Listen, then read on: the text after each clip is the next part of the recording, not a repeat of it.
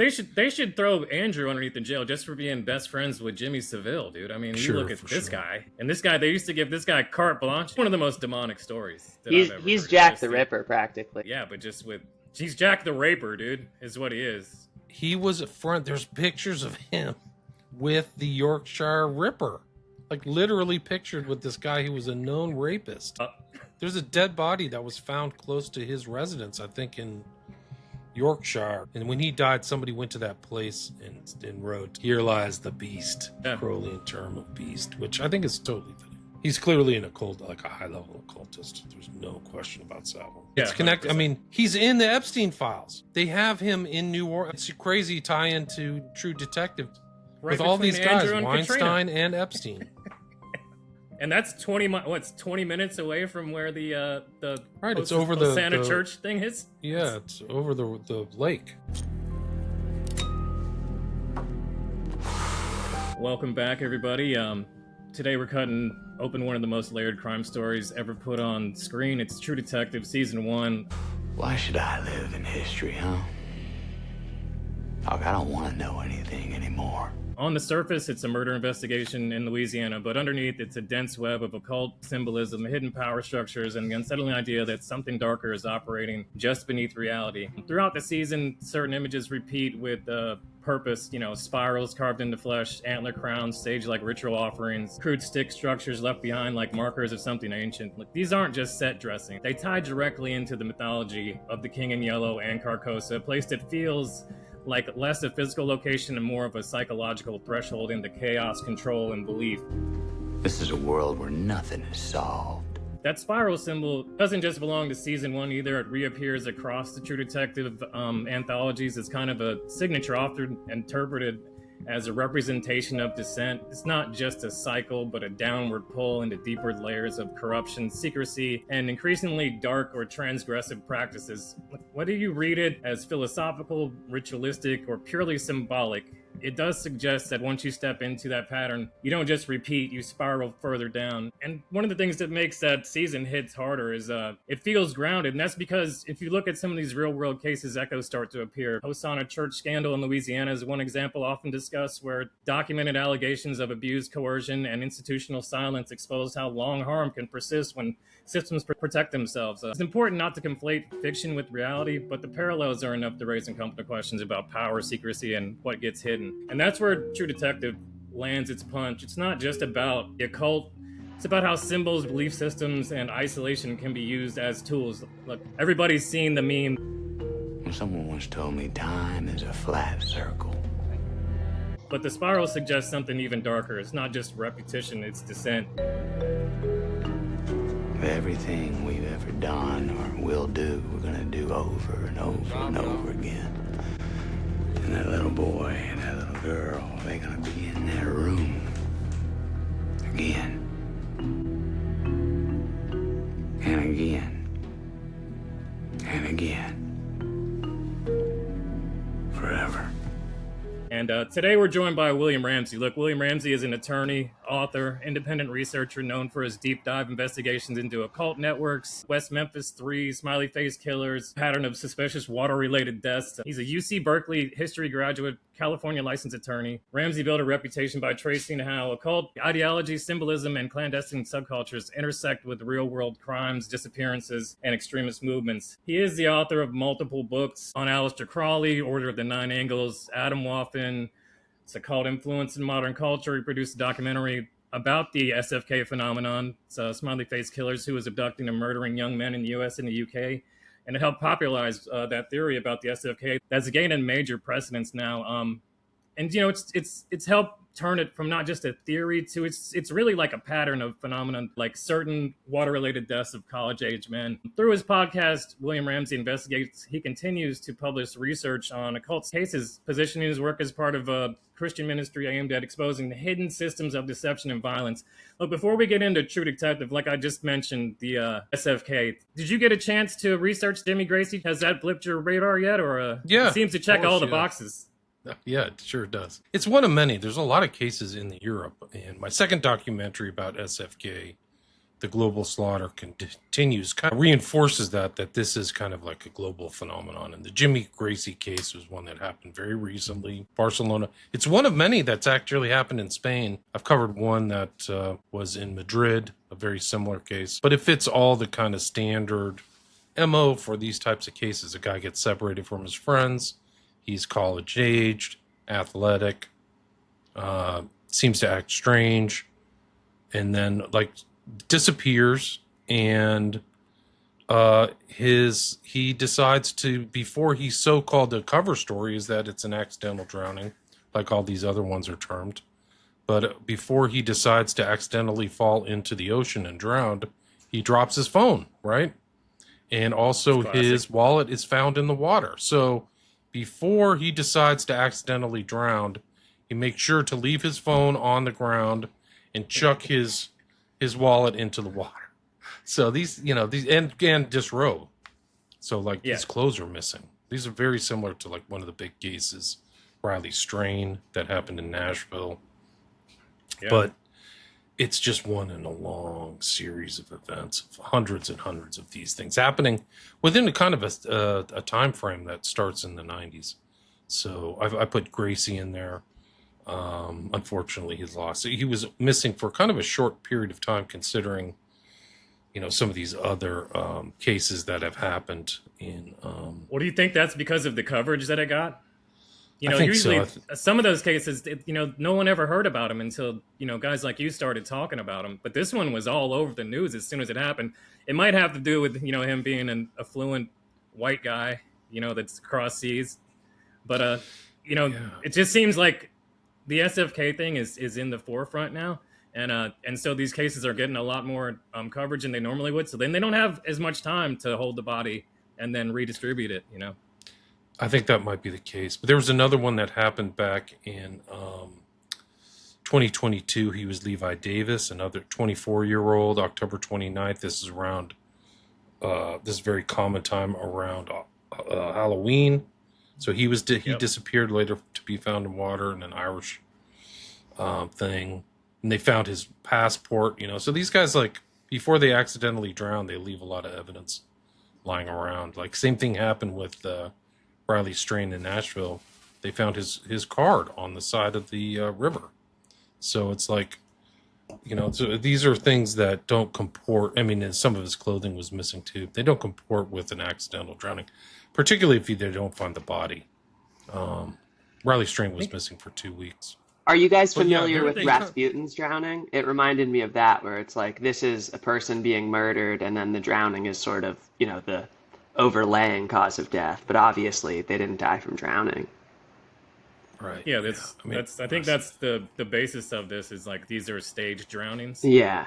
And that they get written off as accidental, but this pattern just keeps going and going and going.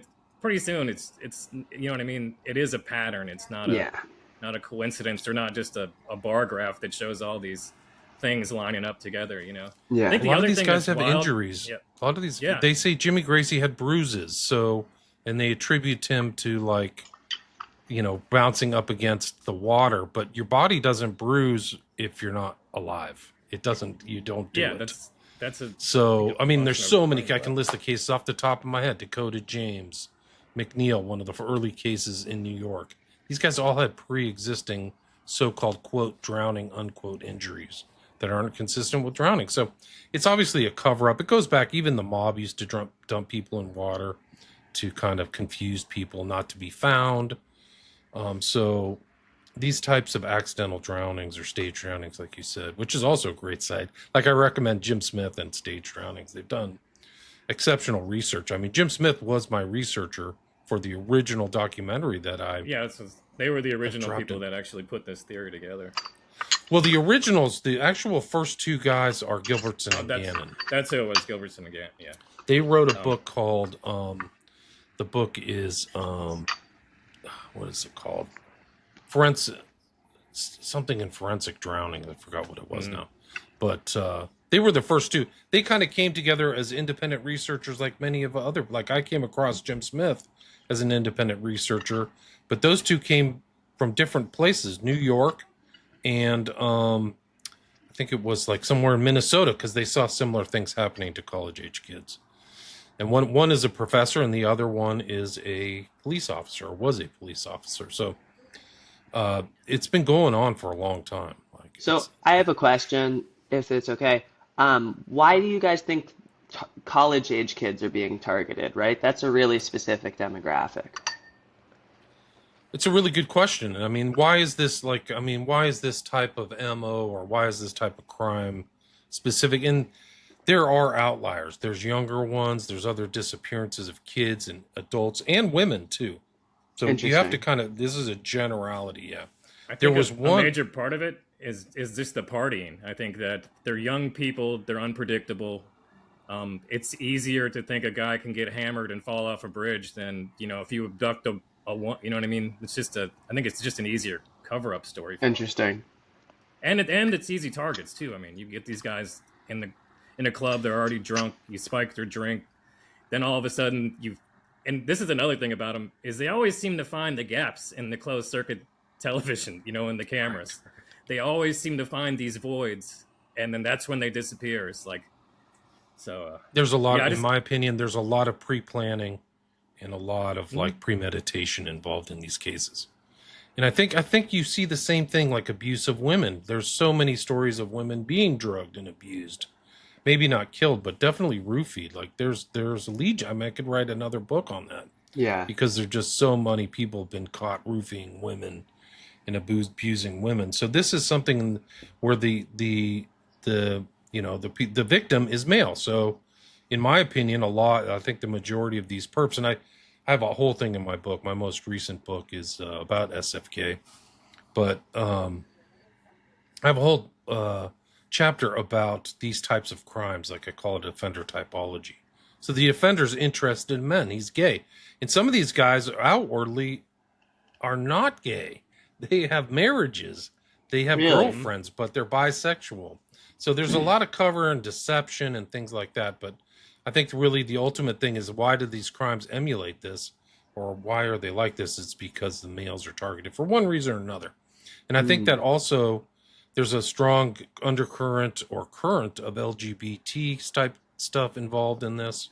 So I think that's it. And that's kind of like most people, that's really like a career suicide to like say, hey, there might be gay people, being predators towards other men who aren't gay. Like, I mean, there is a lot of the victims are gay. Like there's clearly an association with these gay apps. Like it's not even arguable. I just reposted on my X account the first case I really studied, which is Joey LaBute out of Columbus, Ohio. And there's a lot of similarities between Joey LaBute and Jimmy Gracie, because something was happening in Barcelona. There was some kind of like meeting, or there was some type of festivity. I think it was an event. I forgot what it was. But it happened during the night of where they were, there was some kind of like festival going on. And that was the same thing that was happening with Joey LaBute in Columbus, because it was the Arnold Schwarzenegger Classic, which is a bodybuilding classic.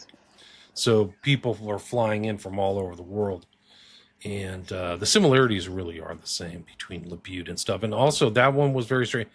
LaBute is online, gay apps, in a bar where the video surveillance is lousy, whether by design. And then he just disappeared. His car is there, and he's found 19 days later in the Scioto River.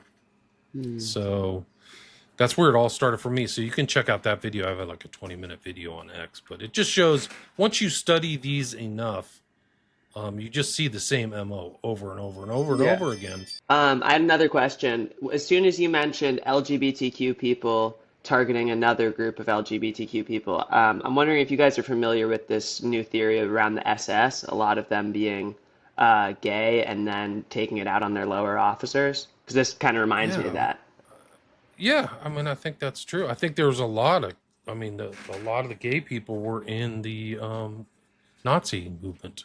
I think the Nazi movement was primarily occult and gay. They didn't like to associate with the Christians, the traditional conservative Christians. There was always kind of like an internal war. So So that's kind of Whether the this is a common. For cult short movement. dressers, for sure. That's sort of a common human psychological thing, maybe. If you're ashamed about being gay, you kind of take it out in like a homicidal way on other gays. Yeah, I think that might be part of it. Especially if you're like in the closet, if you're deep in the closet. I think some of Right. these guys though, I studied guys who were occultists. One of the guys, like my first documentary, I used an image from a guy named Peter Christopherson, who was a known Crowleyite. He was a member of the Illuminates of Thanateros. But he made this video called Broken, which really follows almost like it's supposedly fictional, but it looks real, and I think it follows what these guys are interested in, trolling for men, and they bring them somewhere and torture them, and then they drown them. They ritually drown them, and then Awful. and then they get away with it. Did this get a major rise when with the rise of the internet? Do you think that the ability for people to communicate and 100%. you have to think that the internet is what allows these people to coordinate how they do. And then you mentioned the trans thing. You can't. I don't think we could not mention the Zizian death cult if we're going down that angle of just the refusal of mainstream media to accept the fact that the LGBTQ community can do heinous things. And then you see this cult, and it's seen out of True Detective also, dude. You see the guy with the gas mask, that's literally that scene where they, have the shootout. Yeah, I think the guy's last name was like LaGrange or something like that, the shootout, who was also trafficking kids, right? So he had a child in some kind of, storage unit. But the Zizian cult and the criminality, there is some of these people not only are into BDSM, but there's a lot of trans people who are associated with crimes, according to my study. And one of the main ones who literally pulled off a successful SFK killing in Oxford, UK, was a guy by the name of Scarlett Blake, who was Asian and didn't look like a standard predator, a big, strong guy. He was an Asian transsexual, but he was out at night and literally looking for a victim. He wore a mask because it was during COVID, and he found this guy whose name was Jose Carreño, who had fit all the stereotypes of the victim. Separated from his friends, totally drunk, partier, young guy, and they were talking, and the CCTV showed Scarlett Blake take Jose Carreño and walk with him outside of CCTV range. Like, the UK is filled with CCTVs. I've done a lot of shows with like Igor Sarsky about like the premeditation. These people who are committing these crimes know about cameras. They're intelligent. They're using their minds, which is why they can get away with these crimes. But took Carreño to this lonely kind of like stream, and then the Carreño was found in this like pool face down, and people said he drowned. And it was all over the news in Oxford, young man drowns in short pool, and he was attributed to a drowning. And Scarlett Blake went on with his life. People were on the lookout. Who is this masked man? But nothing happened until Scarlett Blake, who was part of the kind of LGBT trans community, who literally came out of like some of these old, like these really strange hospitals and stuff like that for his transition stuff. But his girlfriend, who was a man who became a girl, another transsexual, said, hey, this guy confessed to me that he actually took Carreño and drowned him and killed him. And so then the police found out, and they busted and arrested him, and then they tried him, and he was found guilty, I think, last year. And it's one of the strangest cases you'll ever see in your life for a variety of reasons. One is that they never asked him if he did any. This guy was traveling around the world. So Scarlett Blake was traveling around the world. He had connections globally. He had been in Austin, Texas, where there was this huge kind of upswing in these types of cases. It's the strangest case because they never asked him or tried to follow whether he committed any other crimes, and they never found out and ever published his actual birth name. Scarlett Blake was like his stripper name. It's like a name a lot of LTB, a lot of transsexuals, when they transition, take on a new persona. And that was his new persona. But he wasn't a fully transitioned male to female. He just had fake boobs and still had his male genitals. So that's wild. Just the liberties that they even give him in that respect. Like, they're not even calling him by their government name. You know what I mean? It's just right. The judge never even asked that question. What is this guy's real name? It's not in the court documents. It's not in anything that I could find. And there was a huge, it actually involved J.K. Rowling, believe it or not, because she was saying there's a connection. She was saying there's a connection between these transsexuals and violence. And that's a real no-no. Like, you're not allowed to say that. Like, there's not, this They tried to ideology cancel is her like, for that, right? They sure did. They're still like, I remember that in the They're news cycle. still like the Zizian cult. Like, you can't make a connection. There is like studies. There's empath studies. There's actually academic studies and things like that that show a lot of these people who are transitioned are more miserable. They're more likely to commit violence and more likely to commit suicide because it's a deeper issue. It actually, the transsexual things used to be in the, what was it? The kind of, there was a psych manual, the DSM-5 or whatever. It used to be considered a mental health issue. Yeah. Which I think it was is. called it's gender like dysphoria, right? Yeah, gender dysphoria. Yeah. So I think that when you look at a lot of these people that are involved, there's so many cases where there's like this transition people or gay people involved. And another one is an easy one to remember because the victim's name was Kevin Bacon. And he was on a gay app and he met some guy. And there's a back and forth, like, are we safe? Am I going to be safe? Kevin Bacon is worried about his safety. And sure enough, he wasn't safe. He was taken somewhere and put in a dungeon. And the guy's name was like Klinsky. I can't remember it offhand. But he put him in a dungeon and cut his testicles off and ate them. Like, this is like something from like Silence of the Lambs type stuff. Yeah, that's wild. Oh my God. And they busted this guy. And then they never asked him, did you commit any other crimes like this? And it turns out like this guy who was the perpetrator has been in other places where there's been these crimes, much like Scarlett Blake. So, I mean, the police, thing. the law enforcement doesn't have an incentive to kind of like really look into cases. In my opinion, they kind of just look as almost like a processing center. Did you commit this particular crime? Okay, we're arresting you. Done. On to the next one. Instead of seeing this as kind of like a much broader phenomenon of people who like this stuff. Like there's people in the BDS. I mean, I think in my first documentary or second, I covered this show, documentary called Kink, where it was a global network. It was centered in San Francisco, but basically you could stream in BDSM material, like really hardcore pornography, and you could pay to watch it. And, they had voluntary victims or whatever, but there was like really graphic, horrible stuff like drownings, things that would be associated with SFK. And then I'm like, well, what's the next step for these people? Like if they're really into that, this kind of underground community, which may not even be that underground, what happens with these people? Like maybe we could find a real victim, and take it to the next level. And these red rooms and these things, these are all verified. These aren't like some fictional thing. Like people have been busted in Philippines doing this stuff where they're burying people alive and things like that.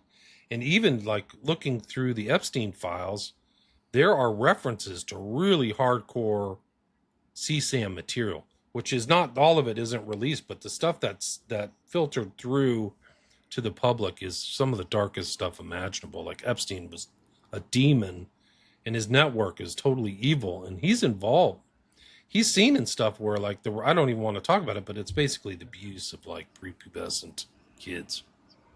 Dude, the Epstein emails, that literally that's season 2 of True Detective to me, is literally what that is. It's almost like Pizzolatto based it on that sort of stuff, but it's just the similarities in that with the network, the politicians, the backdoor deals, like all of it. So wild. And Kubrick's last movie, right, with Tom Cruise and Nicole Kidman. I'm blanking on the name. That sort of warned us about, elite. Yeah, right. So I mean, and it's interesting because that was the last one he made. He was dying, so it's like if you had a message to get out to people, right?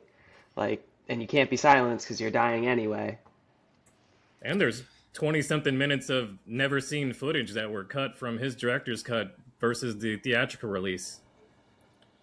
Yeah. He wanted to make that movie his entire career. So, like, you can look at biographies of Kubrick, and he wanted the rights to Traum Novelle, which was, I can't remember the author's name, but I think he was a master. I mean, he integrated ideas from his earlier films into that. But I think that he really knocked out. People, when they saw that movie originally, they didn't understand it. It wasn't like a huge thing. A lot of critics, derided it, but it's had a legacy, a life of its own after its release. It was one of these important 1999 films. Like, it's weird how these guys timed everything right before 9/11 and stuff, because that came out, Ninth Gate, Matrix, Fight Club. Was it Fight Club, right there too? which also a smiley face, right? So, do you think Kubrick was a whistleblower, or was he both. confessing? Do you think he's guilty, but he's also exposing? I think a little. It's hard to both. figure it out, man. I mean, it seems like he wouldn't have got that entrenched to know all that stuff if he wasn't part of it. And he is accused like of filming the fake moon landing, right? Oh yeah, it's so much stuff. That's what I'm saying. Like, he's blowing the whistle on everything.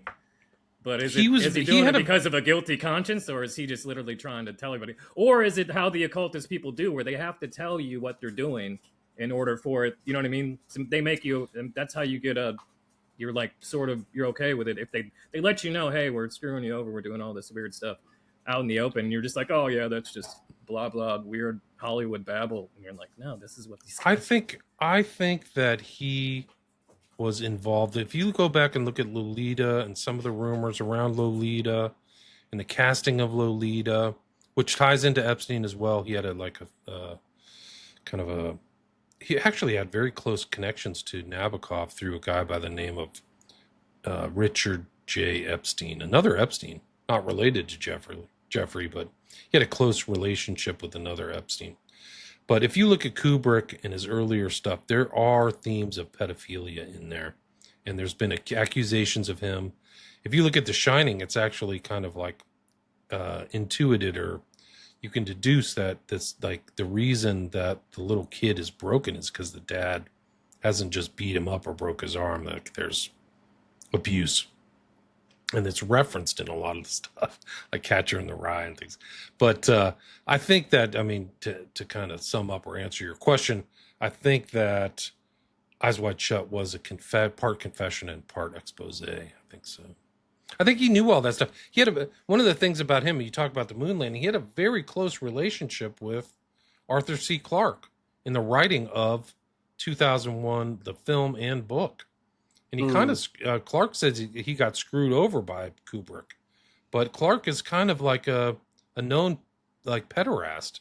They shield themselves in being gay, but there was an investigation, a 3-part investigation into Clarke, who moved to Sri Lanka, where things are much more permissible. And, like, they literally had that he was a member of NAMBLA, National North American Man-Boy Love Association. Like, that's basically out. Like, he had all this, like, child porn, kid. He was into little boys or teen boys. And he used to, believe it or not, wild, get this, he used to go to this place that was a ping pong club. So it ties into Pizzagate and ping pong. And you'll see the ping pong symbolism in Lolita. God. So these guys all have this underground. They have this underground symbolism that they know, and these terms and the code words of this underground is real, and you see it reflected in the Epstein files. It's all there. The pizza and all this stuff is there, and like cheese, pizza, and shrimp, and all these code words these pedophiles use. I mean, Jeffrey Epstein is a self-confessed pedophile. He literally references himself as a pedophile in his emails. That's nothing but truth right there. And I think that's a great segue. We go from one real sex scandal to another one. Do you want to break down this Hosana Church scandal for us, and how this is basically the root of what we're doing this episode on today? This is it's almost as bad as that. Yeah, sure, it sure is. It's actually an unbelievable case, and it happened in a church. And one of the things that's great is it's not great, but one of the things that's very clear is that they were prosecuted, and information was collected and done by the law enforcement once they busted this guy, Louis LaMonica. And it's very dark, and it ties into the dark themes of True Detective. And Louis LaMonica was the son of a very seemingly successful pastor at a kind of Protestant church. I can't remember. I think can't remember what version of Christianity they were, but it was in a city called Ponchatoula, I think is what it's named, but it's north of like New Orleans in Louisiana. I think Hosana is his own sect of church, because the Hosana churches are everywhere, actually, around here. Okay. Well, I mean, things went dark. So the son, Louis LaMonica, basically had this kind of stayed in the church, but there was a network that involved police officers and stuff, and really dark abuse of like young kids. And LaMonica, I mean, what happened is his own sons confessed or told police that they were abused by their dad, and then they retracted their confession. But there's all kinds of confessions about him being involved in Satan worshiping, sex trafficking, all this stuff that's kind of like involved in ritual, satanic ritual abuse or occult ritual abuse in this church, where they like blacked out windows and things like that. And so that preceded True Detective, which was written by Nick Pizzolatto, and that was released in 2014. But this other one was like in 2005. So Pizzolatto himself admits that he had known about this whole Ponchatoula church thing that happened. But it's really an incredible case. And there's like a really good 20-minute documentary by Vice, which generally I don't think does great work. But there's a really good documentary about that you can watch. And like the police are like, this is unbelievable stuff. I cannot believe this. But one of the things that may have kept the church going and not being prosecuted is that one of the network's members was a cop and the same police officer. So it's kind of like how, like one of the things about Epstein is how did this continue for so long? And there's insiders. It's even the cover up of Epstein is still ongoing. Like they're literally covering it up, like Bondi and Patel. There's so much evidence of crimes and non-prosecutions that it's just one of the biggest cover-ups, maybe since 9/11 or JFK. It's on that level for sure. What do you think the reason behind that is? Sorry, it's just because they're all in on it. There's so many people in on it, and that's one of the mysteries. You literally have to start from scratch, right? I mean, if you indicted everyone that's involved in those files, like you know what I mean? It'd be like I do. Like back when they had, just scrubs playing Major League Baseball because they took all the guys in the draft. We'd sort of have to like start over from scratch as far as politicians goes, I think, and it would probably break the fabric of this society. Good, it should, because this is already going to break it. Like it's already broken. So if you have somebody that involved in that dark stuff, that much dark stuff, and that much blackmail, like the society shouldn't even. It's unfit to sustain itself, because that means that the abuse and things will continue. This trafficking was immense. There was almost industrial levels. And one of the big like fake news things is like, it's just Lolita, girls who were teen girls, 14, 15, 16. That's not the case. There's evidence and there's things that indicate that there was babies being incubated and snatched, darkest occultism, and like prepubescent children being abused. Yeah, I mean, if you read those emails, it's literally there's a menu. If you put it all together, 100%. There's so I had a question about that too. I've been reading about Epstein, and I think a lot of us are familiar with the sexual abuse. I've heard he was also hunting people on the island. Can you speak to that and how true that might have been? It might have been. There's all kinds of code words like Pizzagate. There's code words like moon cricket, pizza, grape soda, cream cheese, and maybe one of the euphemisms is deer. Like, so deer hunting. So instead of saying we're hunting people, there's a couple things that indicate that he might have been hunting people. One was in an email he sent to Ariane Rothschild, what a great hunt last night. And this is like the greatest game, right? Or whatever, is like hunting people. Most dangerous game. So, yeah. he's clearly trafficking. And there's very, very dark stuff. What happened once he was arrested, there was this almost blizzard of intake material that went to the FBI. The public never saw it. They were NTOC things. These are like intake people where they're calling the FBI saying, I got evidence about Epstein. Nothing happened. This is just one aspect of the huge cover-up that shouldn't necessitate an inquiry from some governmental agency. It'll never happen. The public will have to do it as usual because it's so freaking corrupt. And Bondi's actually been associated and seen with people who are involved in orphanages in the Ukraine, which is like almost like a sure sign that trafficking is going on. Like she's with this guy Frankel. But the human hunting stuff, there's indicators that stuff. One of the things that's a real giveaway is the Mexico thing to Juarez to Zorro Ranch.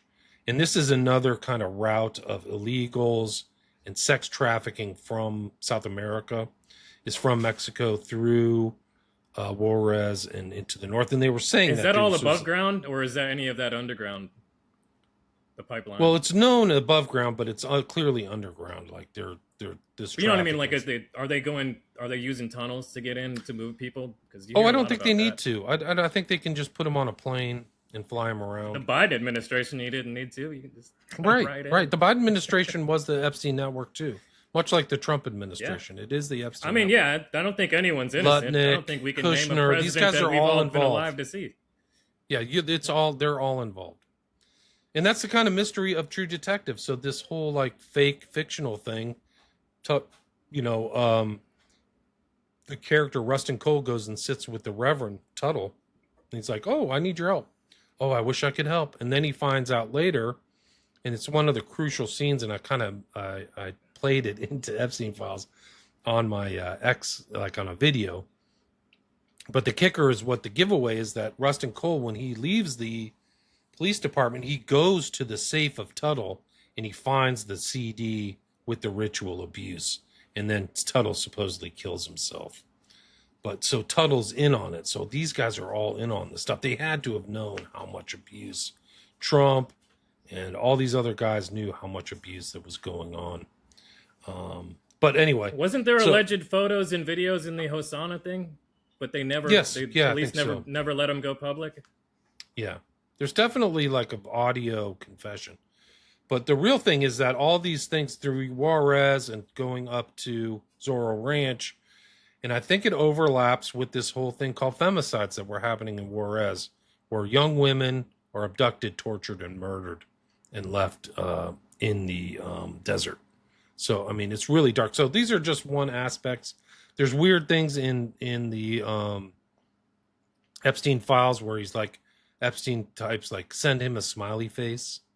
There's all kinds of inside like codes and things like you would see in a mob film or something. Like, bring the fish to the wharf and then we'll slit the fish's throat. These kind of things where if you're inside, what's going on. So there's a lot of inside baseball in the kind of the Epstein network. And there is clearly some kind of menu. Like they knew what they wanted. Like Epstein's talking to his doctor, and his doctor's like, take some Viagra and then we'll get some grape soda and pizza. And grape soda sounds like gang rape, right? And this is really maybe girls raped on drugs. That's whatever one of the but it's still the same thing. It still means there's what we tons all of drugs. That's one of the things. One of the story, the fake story that they told the public, and this happens in a lot of crimes, is that there's just one individual pedophile and he is, a bad guy. And then they just put all the crimes on him, and then they say he's dead. And so then the sacrificial lamb, right? Else. It doesn't bust up the whole ring if you throw one to the wolves. That's what they did publicly, but these guys are all. That's Tyler. That's Sirhan. That's every one of these cases. They all try. It's the guy JFK's, from Son of Sam, JFK, right? They all, and then all these guys say, "Hey, I'm not working alone. I got brainwashed, or I've been talking to this entity," and then they're just like, "No, it's just you, bro. You're just, right." And then they conveniently die, and it's like, "Oh, well, I guess the trail's cold there." It's like, okay, because that's how conspiracies work. It's all very, and that's the whole thing about True Detective, is that he uncovers stuff, and like, I mean, to ruin the whole show, like. The true detective is Rustin Cole because he sticks with it all the way to the very end, where he finds that the gardener is the one abducting kids and killing them. And he says at the very end, you have to really watch out because they've actually re-edited True Detective on some replays that they have online streaming things, and they got rid of all the original kind of endings, which actually is kind of a positive ending. But at the very end of the original one in 2014, I mean, you talk about Eyes Wide Shut being edited. They've re-edited to kind of demoralize people, to make it like it's not a good ending, because Rustin Cole lives. Scene? Pardon? You talking about the hospital scene at the end? Correct. They've edited the hospital scene. I've seen it, but at the very end, he says, it's a battle between good and evil. It's never going to end, and we didn't get all of them. So he's saying there's a network, He tells that to Woody Harrelson's character, Hart. But it's kind of like a resolution for him, because the far arc of the real True Detective of Rustin Cole is that he really sticks with it all the way past the time he left the police office, and it's a resolution for him because he lost his daughter. So the feeling of finding why the daughter is lost. It's never explained why his daughter is lost, by the way. But it's the resolution for other lost kids, right? So he stopped this thing. If you watch the movie, watch the whole 8-part series over again, you'll see different scenes of him going by like billboards of lost kids. Mm-hmm. So he's actually resolved this kind of almost cosmic loss by killing the guy whose name I forget, but who's like the scene. Harold Childress? Yeah, Childress, yeah. Childress, yeah. There are Crowley references too. What did you think about that last scene with him? Yeah, that's what I was going to say. If you look, he like really referenced, he's down by Crowley over there, and like, whoa. So they're doing this deliberately. Like nothing's by accident. It's so well written. Like Pizzolatto's super smart. And there's also he's also in the show as a bartender, by the way. I never picked that up. That's crazy. I probably watched that season front to back 3 times, and then watched certain episodes, some of them 10 times.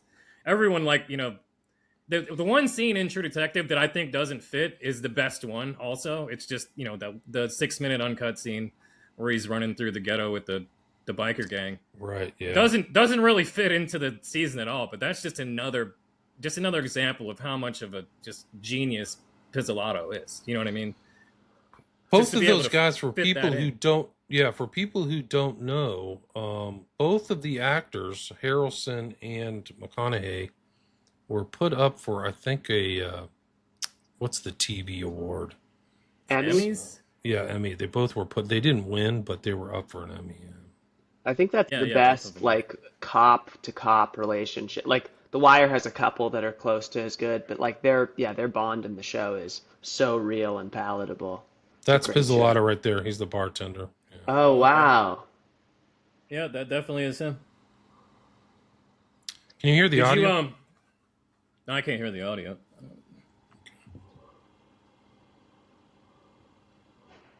So he's at the honky tonk bar when Harrelson sees the chick from the courtroom, the stenographer.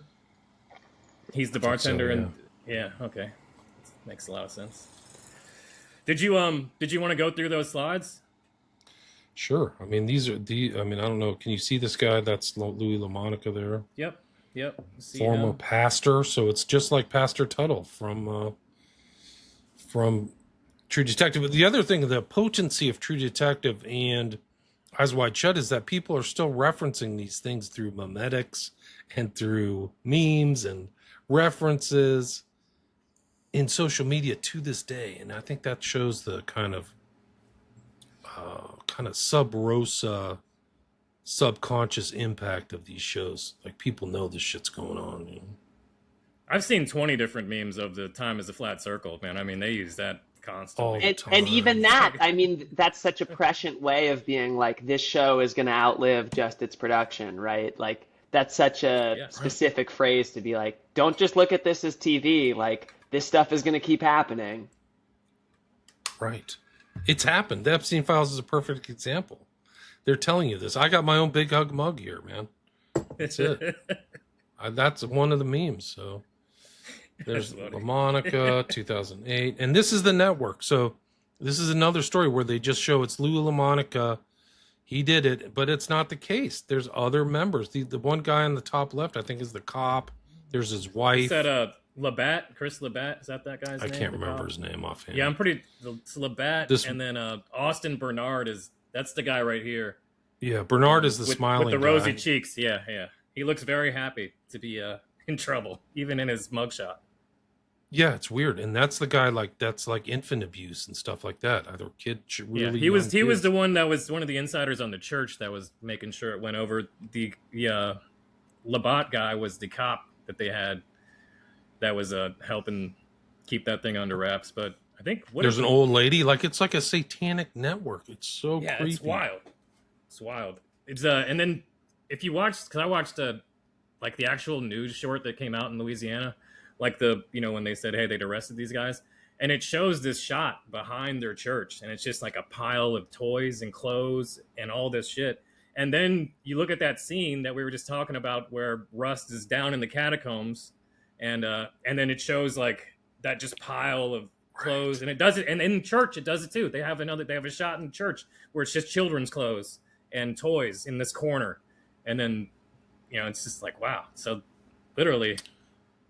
The imagery is the same. The best way. Yeah, it's so crazy. Cat blood, cult rituals. Dog and cat apparently were pets belonging to members of the church congregation. I mean, they reference that too. That's when they go talk to the that black pastor, and he's like, "Are you here about the cats?" Do you guys remember Rust? Rust's character, his backstory is that he worked vice and narcotics and murder. Right, he was undercover. For 6 years, they just lent him out. And what did it for him was somebody put a baby in a microwave, and then he just emptied a clip into the guy he saw do that. And then later, someone else mentions that they'd injected liquid crystal into a baby. And so it's like Palazzo fills this season with they're doing stuff to babies, Yeah, he tells that lady she should probably kill herself, which is exactly, and she's a baby killer. It's just nuts. What a complex character, dude. All right, keep going with the slides. That's very not true crime stuff. You never expect a cop to say that to. No, never. So, you should, if you get the chance, you should kill yourself.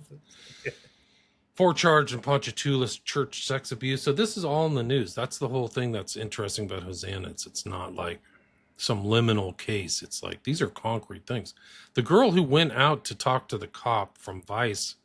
The cop said, yeah, we have a full trailer of evidence from this case that never made it to the public. It's too bad. Yeah. I mean, I can imagine, you know what I mean? Just that part of the country, like I said, we were talking about breaking the fabric. I mean, if you let all that stuff out, then, it's just a lot of soul searching the people that are in that area are going to have to go through, especially at a church. You know what I mean? It's I think that's the main thing that bothers me was just the dual use of the church, because he was still running regular church on Sunday. Do you know what I mean? Right. So it's just the double life thing is such a big deal with these guys too. It's real too. There was actually the guy who was busted for Les Kewerman. He had an uncle in upstate New York, and there was a civil case against him. The uncle had the same last name, who was a Protestant minister, so he wasn't Catholic.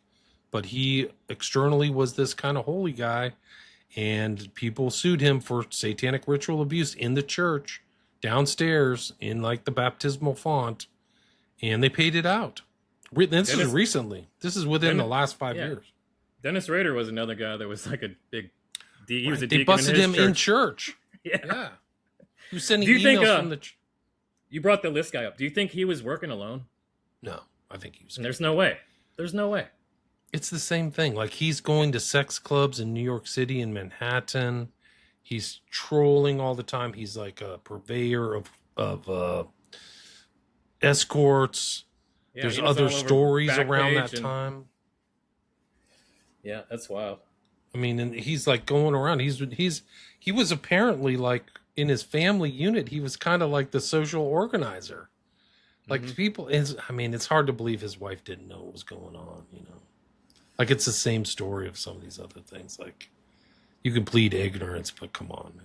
This guy was they say like serial killers start in their 20s, or they start young. They like exhibit this violence, and animal Huerman abuse. was busted in like his mid 50s. Yeah, so imagine how long he's been rolling, dude. And moving around, right? So they were trying to trace him. They've traced him to to New Jersey, Las Vegas, right?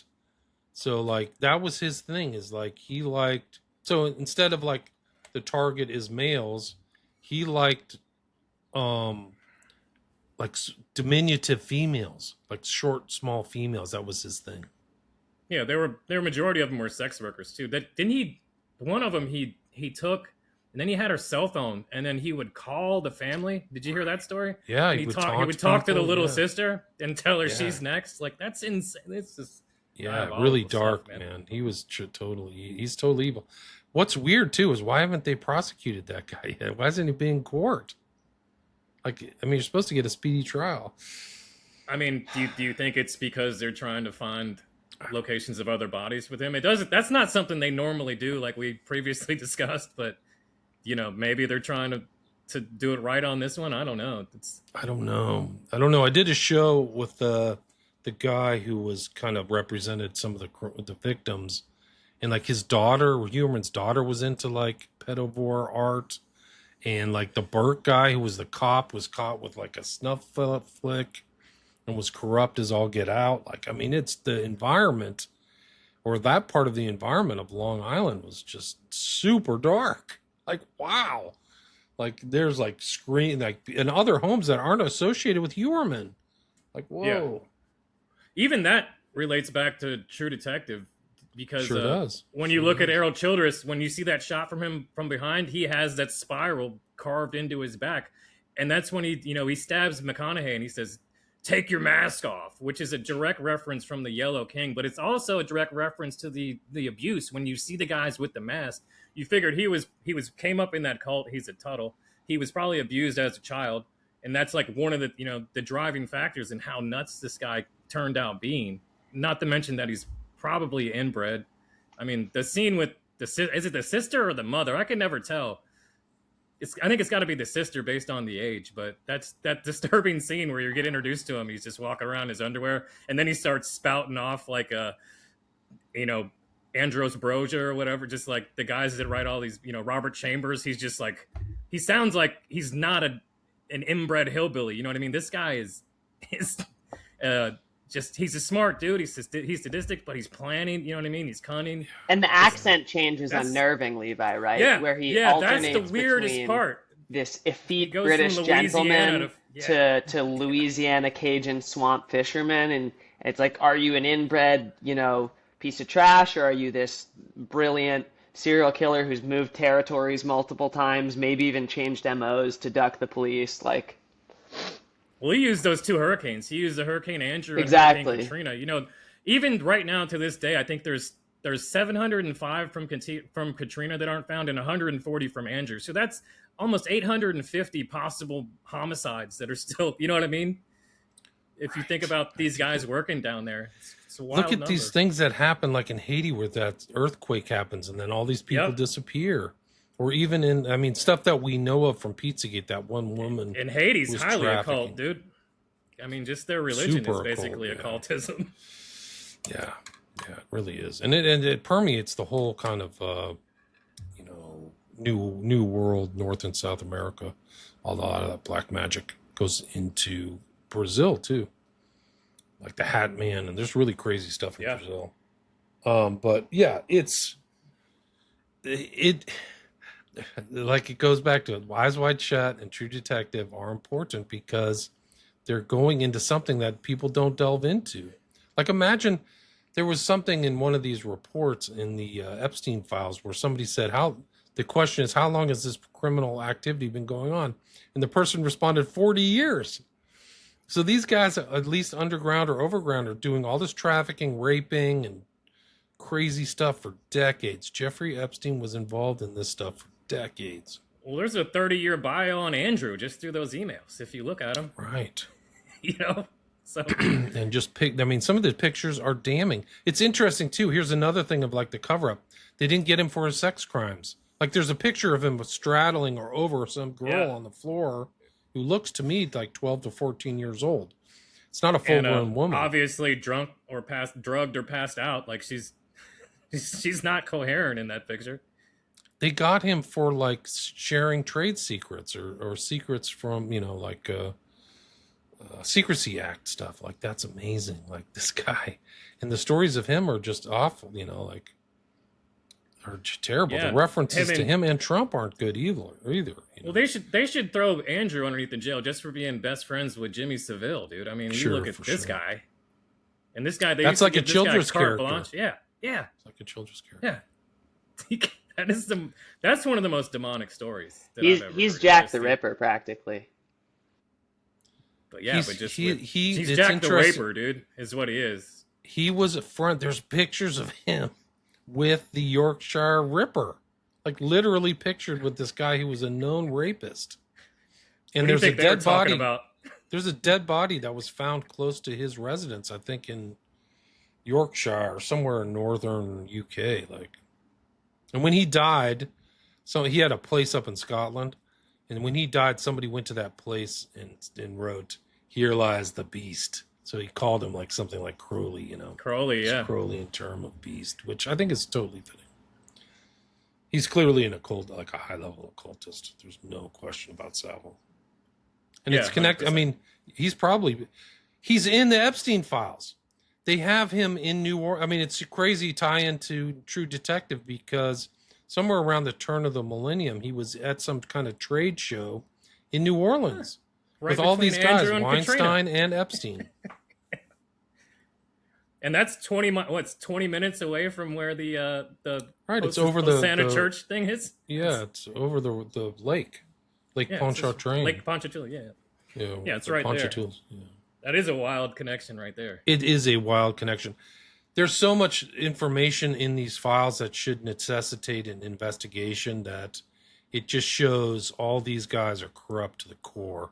Patel, Bondi, Blanche, Trump. It's just totally wicked and totally evil. Like it's just, there's no question about it. When you read through it, you're like, okay, crime, trafficking, child abuse, potential murder, bodies are missing at Zorro. There's financial fraud. There's just all kind, like even the fact that he won 2 lottos, like who does that? Like obviously it's, I mean, to me it'd be like indication that they're fixed.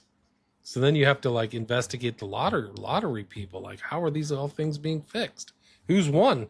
And if this is fraud, get all the money back. Like simple fraud. Like these are, it's not complex. Next thing they're going to draw that McDonald's Monopoly game back to Epstein somehow. I mean, it's just... I mean, the thing is that the corruption is just, when you see it, the corruption's off the chart. And Bondi was probably put in place. He's not very bright, in my opinion, as a lawyer. I don't put her in like the real smart kind of category of lawyers. Team player. She's a team player. I think that's why she was in Florida as the AG. Yeah. No, and one of the we know her well down here. So. Okay.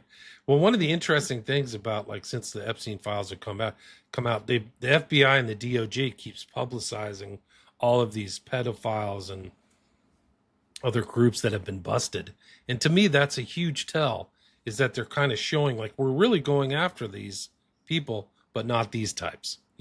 These are the untouchables, but these kind of low-hanging fruit pedophile guys who are supposedly independent are getting like arrested. So I think also classic redirection also. Absolutely. And then it makes them look good, and the kind of like weak-minded people are like, oh, okay, they're actually working. MAGA's working. MAGA's dead. MAGA is, I mean, whatever that was, like because of this war isn't going to stop, by the way. But like the Epstein files aren't going to go away either.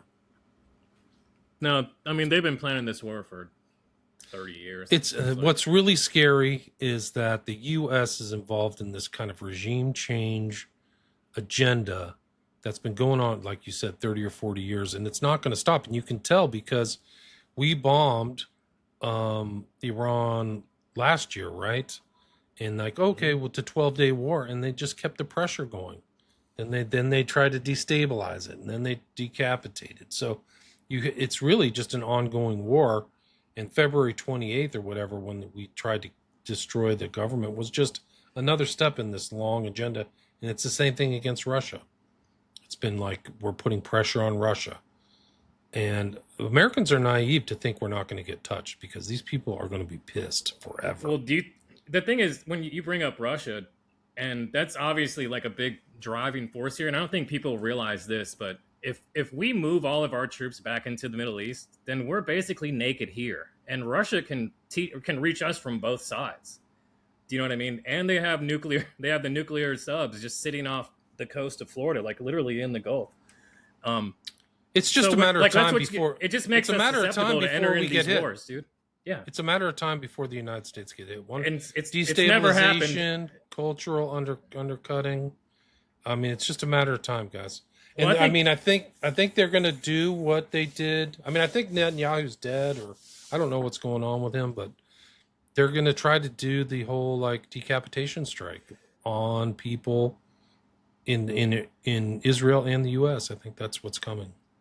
All it takes is one of these guys to have a hacker that can take down our infrastructure, and then all hell. They already hacked one of our boats. Apparently, yeah, I saw. That's why I brought it up. I think that's their agenda. Like it's the only move they have. They aren't going to outpower anyone. You know, you have to take us down from the inside. That's what they've been doing through our colleges and through this like low key infiltration for, like I said, the last 30 years. Like they've been fighting an intellectual war against us. We don't even realize it. We all hate each other because of who we voted for. And in the meantime, China and Russia are just fucking in the background with a shake weight, dude, just getting ready.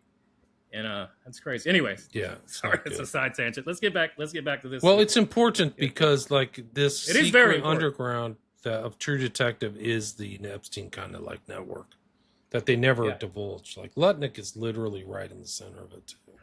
They all are Kushner, Lutnick. Mm-hmm. It's really disgusting. Trump. I mean, you can just look at this spreadsheet. Babies in black dresses abused while laying in a pentagram, drinking cat's blood, satanic writings on church walls, the twisted confessions of the pedophile pastor from Louisiana who inspired True Detective. Dude, that's a headline. It really is. Hell, dude. Listen, that's a crazy headline. 25 children could have fallen victim, right? So it's this network. It's like that's part of like the sacrilege stuff. It's going after the kids. And that's probably why they bombed that kids' school in Manab when they attacked Iran, is to like gin up that kind of Baal level, evil force. That's how evil they are. But what that does to me is that just generates another generation of terror, or you know what I mean, of people that hate violence, the United States. Who's the terrorists? That's what I'm pretty sure Tim Dillon nailed it, dude. We're the bad guys here.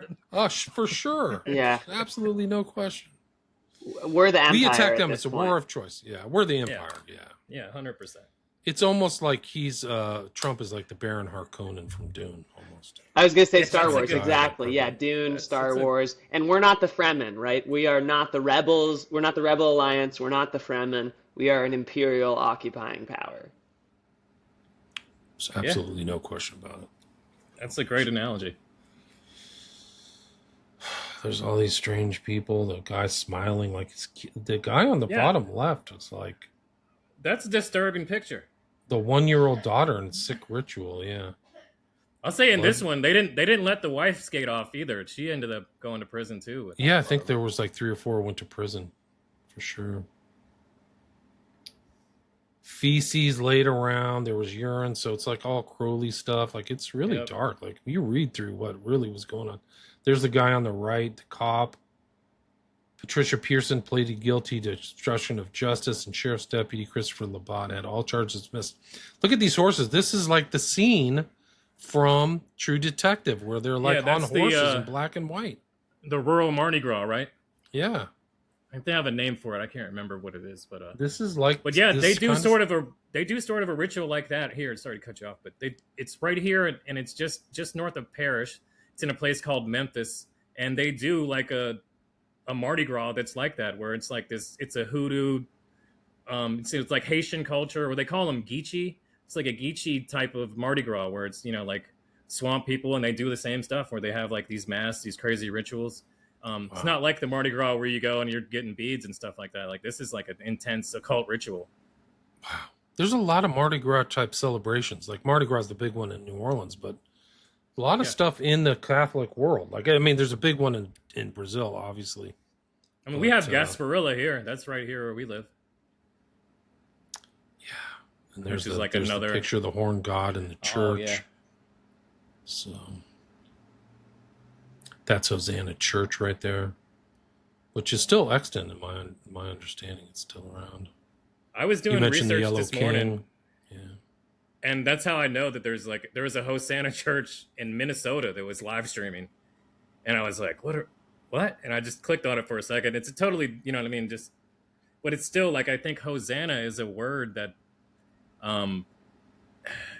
it has some relationship to do with Easter. I have to look that up, figure it out. But yeah. Yeah, I don't know offhand. I wouldn't know. It's probably another thing to look into.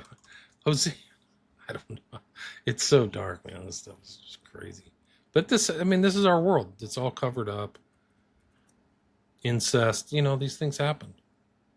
It's a sad truth. And it's carried, like you said, it's carried intergenerationally too. There's Pizzolatto. Yes. Well, I think you hit him with the SRA and those developmental years. It never leaves. You know what I mean? It just becomes part of your psyche. And those guys know that. That's why they go after these kids when they're young. Yeah. And they're easier victims. He lived in Austin, Texas, worked as a bartender, so it makes sense that he's playing a bartender in... Hell yeah. Dude, I'm looking at where he's been. He's been in a lot of SFK spots, too. He sure has. He also I don't know, have you ever heard of the connection between True Detective and Legatti? No. Explain that. So Legatti was a guy who wrote The Conspiracy Against the Human Race. And a lot of that kind of negative philosophizing that starts in the first episode of season 1 is very similar to statements that Legatti made in this book. And Legatti is himself a very interesting guy with associations to people in like high occultism and the OTO. And there's been accusations that Pizzolatto plagiarized Legatti. And I don't think he plagiarized him, but I think he drew inspiration from Legatti. And you're talking about when Russ Cole he's in the car with Marty. And we're all like, a waste of time. Yeah, dude. Walk hand in hand into extinction. I think human consciousness is a tragic misstep in evolution. And then Legatti wrote, human existence is a tragedy that need not ever been were it not for the intervention in our lives of a single calamitous event, the evolution of consciousness, parent of all horrors. So there's definitely similar statements made by Cole, by McConaughey and Legatti. Yeah, it's and it all starts with nihilism. Is that what you would call that? Yeah, I think so. But you have to go full circle because at the end he finds some kind of like resolution to his pessimism, And I think a lot of the stuff isn't stated. Like there's a lot of undercurrents in the way that it was either written and shot. Like they don't explain a lot. It's not overt. So I think that watching it a couple times was worthwhile. But the connection to Legatti and the conspiracy against the human race, I think, is one of the important components. And Hosana Church, which most people, if they watch True Detective, wouldn't know that connection. But it's one of the important connections in understanding this substructure of the 8-part series, the first 8-part series. Right. Here's what Cole says. We've become too self-aware. Nature created an aspect of nature separate from itself. We are creatures that should not exist by natural law. Legatti. We know that nature has veered into the supernatural by fabricating a creature that cannot and should not exist by natural law, yet does. So, like, the similarities are there. Yeah, I mean, but I think that's just his, like, this is what I got from that statement. You know what I mean? Like, I read stuff and then form an opinion that, it might be the same thing that I'm reading. But, I mean, if you said it the best, then all I can do is you know what I mean? Just paying homage to that. I don't have any problem with writers like that, especially because I know, like, I've seen the interviews with Nick Pizzolatto, and like he put everything he had to that. He said he wrote True Detective season 1 like he was never going to have a chance to write another script in his life, so he poured everything that he knew into it, and I think that's why it's so deep and layered, man. It's such a great show. It is one of the shows like I could probably watch that no matter what. Like Desert Island, you got to pick one piece of you know, like of like visual art to take. I'm gonna roll with that. I think it makes sense that he's a bartender too. So many of those sequences go into a bar, and who is a bartender? Who becomes a bartender after he's a cop? Rustin Cole, right? So you can see that there's a personal story to, like, it overlaps with the writer, like most fiction does, right? Yeah, everything is the flat circle there, dude. It's all coming right back. Yeah, no, it's really interesting. I mean, he did a great job. Sometimes, you know, what is it? Emulation is the greatest compliment. What's that statement? Like, highest form of imitation is the highest form of flattery, something like that. Yeah. So I think he didn't rip him off word for word. It's the sensibility. So yeah, like I said, I don't think he plagiarized Legatti. But no, I mean, there's enough of his own masterful writing in there that he wouldn't have to plagiarize it. He's just installing ideas that he agrees with or he thinks that are. Yeah. I mean, he's got Nietzsche in there. He's got He's that's one of the best scenes. He's very Pizzolatto knew a lot about like crim pro and crim law. Like he understands the subtlety, because really the True Detective, it's interesting because it starts off with the two black guys, the detectives, interrogating the detective, because I mean, this is a total ruiner. The two black guys think that the perp is Rustin Cole. It's never overtly stated, but that's why he's brought in. And the reason Rustin Cole comes in is because he wants to see what the two black guys know. That's the whole thing. It's like when he holds up the white paper, he's like, "This is all you got?" Because they don't know he's got a whole freaking, garage full of information. Oh, dude, no, he's leading them the whole time. He tells them, "We'll start asking the right fucking questions then." You know what I mean? Like, he's totally playing them the whole time. He lays out everything. Scenes, yeah. Bro, yeah. He lays everything out to them. Occult ritual murder. The big hug mug gets slid across. It's a power dynamic. I'm going to smoke, and you're not going to do it. And they say, okay, you're not allowed to. Yeah. And then one of the key elements, too, that a lot of people don't know is he wants that beer because he knows once he starts drinking, nothing can be admissible. Yep. I was going to bring that up. That is a key part, and people don't realize that. Yeah, that's why he's drinking. So like he can say whatever he wants. There'll never be a miss. And then one of the interesting things is like what's revealed later is that at these crime scenes there is Rustin Cole in the background. That's why they think he's the perp, because they think that he's showing up. He thinks he's showing up at these crime scenes to like gloat in it, which is actually what trope. Which actually Scarlett Blake did for this guy when he killed, or convicted of killing Jose Carreño, which I mentioned earlier. But they think that he's in there and that's it. But they don't know his background, that he's actually doing this stuff. Yeah. Yeah, and then so it's the disappearance to Alaska, like all of it just reads so good, and just And then you see, like, I love this. I love like when you go and he has like the storage unit. And it's just like how you think it's going to look, dude. And you realize, oh, this is what he's really been doing. He's acting like he's a bartender and he's a drunk and he just works 5 days a week, drinks the rest of the time. No, he's been putting in work for a long time. And I think that's another key part is he would have never been able to solve this case unless he got fired from the police. And that's another thing that makes him a true detective. He's the true detective. For people who don't know, there was actually a magazine called True Detective, so it actually kind of ties into like Pulp Fiction type stuff too, which I think is cool. But I mean, it's once you kind of get the substructure that isn't stated to True Detective, it becomes even more rich and it resonates even more.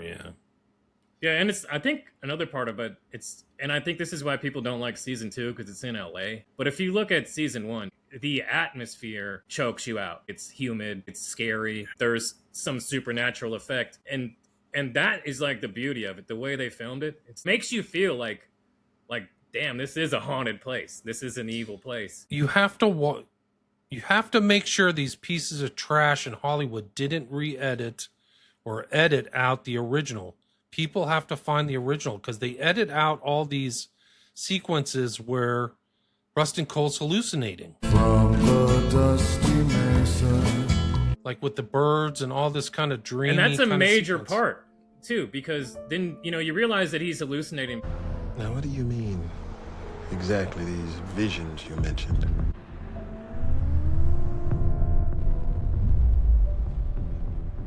Flashbacks, neural damage. From my time in the HIDTA, as in high-intensity drug trafficking area. Because of, like, all the stuff that he did to his body when he was working undercover, like, he's having flashbacks. He's driving down, there's chasers. Like you said, the birds, he looks up, the birds are spiraling. He sees that thing, the vortex in the sky right before he gets stabbed at the end, Like, and that's what's cool about it because, well, they might edit that part out. But if you watch the original version, you realize that it's a spiritual hallucination. You know what I mean? It's there to him, but it might not be there for everybody. I thought that was great how they did that. But yeah, you're right. If they edit that part out where he's literally talking about how much damage he did, the chemical imbalance, and then, he's literally talking about hallucinating, then it takes that out of context. And then you're just like, oh, this is just cool cinematography. No, this is a main part of the show. 2%. Great stuff, man. I think you're like Ace Boone Coon of all the researchers out there. Your podcast gets me through work pretty much 8 hours a day, man. Like I said, appreciate you coming on. We just got done discussing True Detective. Every season of True Detective carries its own occult geometry. Not occult in the pop culture sense of demons and candles, but in the older, sharper meaning of the word. Hidden structures, buried histories, and symbolic patterns that shape human fate from behind the curtain. Season 1 carved its mythology into the spiral, a symbol of infinite descent and predation, a shape that pulls victims inwards while protecting the powerful at the center. Season 4 returned to that same spiral, but froze it in the polar light, turning the symbol into a vortex of entrapment, recursion, and cosmic return, as if the universe itself were looping back on this unresolved sin. Season 3 wrapped as mystery in the Ouroboros, memory eating its own tail, time folding in on itself until truth and delusion became undistinguishable. And Season 2, long misunderstood, constructed this entire world on Tesseract logic, a four-dimensional web of corruption, infrastructure, interlocking power that only looks chaotic because the viewer is trapped inside a shape too large to perceive. Highways, rail corridors, land deals, sex parties, blackmail networks, and political alliances form the faces of this hypercube whose true structure is only visible when you step outside the narrative and see how every node touches every other. Taken together, the anthology isn't repeating themes. It's rotating through different occult architectures, each one revealing a new way the unseen world shapes the visible one. The spiral for predation cycles, the Tesseract for symbolic systematic corruption, the Ouroboros for recursive memory loss, SRA abuse, the polar spiral for frozen time. When you place these symbolic systems next to the Epstein document releases, the flight logs, the blackmail apparatus, the private islands, the financiers, the politicians, the buried crimes, you see the exact geometries reflected back. The Epstein ecosystem mirrors Season 1's spiral logic, elites networks preying on the vulnerable, ritualized exploitation disguised as mentorship, closed estates function as private ritual spaces, cycles of abuse protected by institutions, and at the same time it mirrors Season 2's Tesseract logic, hidden financial networks, land deals and development schemes used to launder, influence politicians and businessmen intertwined in multidimensional webs, and sex parties as leverage factories rather than hedonism, and a single buried crime radiated outward for decades. Season 1 shows the ritual face of elite predation, Season 2 shows the skeleton that it keeps running. The Epstein files show both at once. Across all 4 seasons, it's mapping different occult geometries of powers. Each one is a diagram of how real systems hide themselves in plain sight. Take that to the bank. That's all we got for you guys. William Ramsey, thanks for coming on, and appreciate you. You're the best, dude. Thanks. Cheers. You likewise. Cheers. No, couldn't manage to get shot. Next time. Thanks for not doubting us. Never did. Here they come.